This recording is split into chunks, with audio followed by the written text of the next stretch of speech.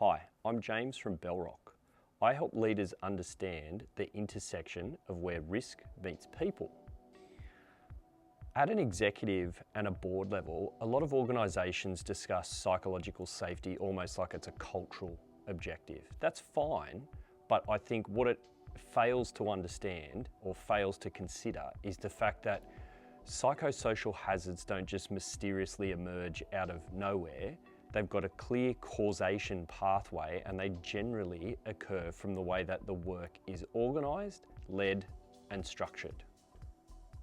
When you see sustained increases in workers' compensation costs, elevated absenteeism and staff turnover, these are clear indicators that something in the system that the organisation has created isn't working as planned.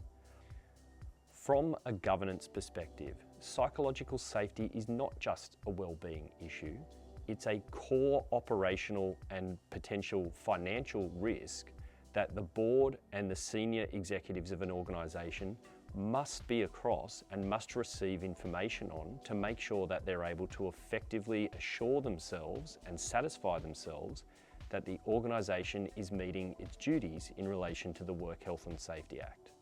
I think that the real opportunity for organisations to really focus on preventative, proactive risk controls in relation to psychological safety, rather than just policy or training controls alone, really lie in what they call workplace design.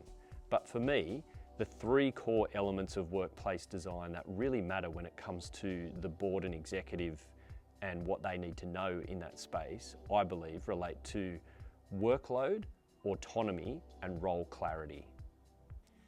Firstly, workload. This isn't about how busy people feel, but it's about realistically, does the organisation have the resources adequately and effectively aligned to its operational demands or its operational requirements? Secondly, decision making. Where the organisation has overly centralised decision-making processes, this can create bottlenecks and friction, which can ultimately create the latent conditions for psychosocial hazards in an organisation. And thirdly, role clarity. If roles, responsibilities and ultimately accountability are not clearly understood, the organisation creates friction in every layer of decision-making, and again, I believe creates this latent propensity or latent conditions for psychosocial hazards to eventuate. So they're the three core elements of work design that I believe boards and executives need to place much more emphasis on in order to understand what's really going on in the organisation and to establish what are the pressure points or what are the signals that the organisation is giving off that may indicate deterioration of psychological safety conditions in the workplace. So ultimately, the most important or pertinent, I guess, is the term question that boards and executives need to ask themselves is, do we understand where the pressure is building in our organisation?